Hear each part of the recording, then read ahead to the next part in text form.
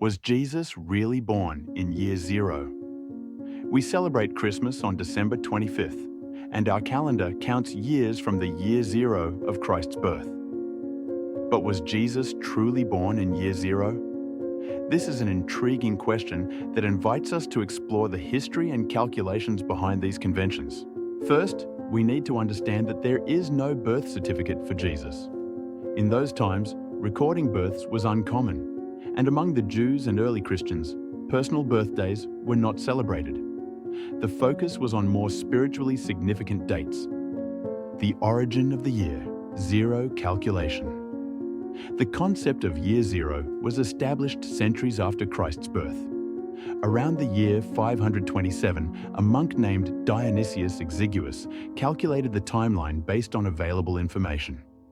He primarily used data from the Gospel of Luke, which mentions that John the Baptist began preaching in the 15th year of Emperor Tiberius Caesar's reign. Since Jesus was about 30 years old when his ministry started, Dionysius associated this with the year 1 of the Christian era. Interestingly, the concept of year zero itself only emerged much later in the 18th century. Dionysius's calculations were not immediately accepted everywhere. At the time, various regions of the Roman Empire used different calendars, such as counting years from the founding of Rome or the start of specific reigns. It was through the efforts of figures like Bede the Venerable, an English saint, and the influence of Charlemagne that Dionysius's calendar gained wider acceptance. Even so, there was no universal agreement by the year 1000. With advances in historical and archaeological research, new evidence has shown that Dionysius's calculation was not entirely accurate. For example, the Gospel of Matthew states that Jesus was born during the reign of Herod the Great, who is believed to have died between 4 and 7 years before the supposed start of the Christian era. This suggests that Jesus was likely born earlier than the year traditionally considered the beginning of the Christian era. Nevertheless, Dionysius's calculations were reasonably close. Why not correct the date?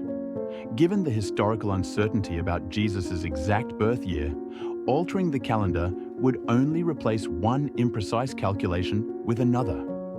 Moreover, the current system has become a universal standard reflecting Christ's central role in history. Regardless of the exact year or day, the spiritual significance of Jesus' birth remains paramount. His arrival divided history into before and after Christ, marking his transformative entry into humanity's story. Celebrating this date is about remembering that Jesus came into the world to transform lives.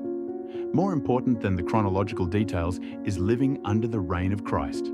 Let us continue counting our years from the one who is the center of history, the beginning and the end. And may he reign not only over history, but especially over your story and mine. May this reflection inspire your faith and renew your joy in living after Christ. God bless you.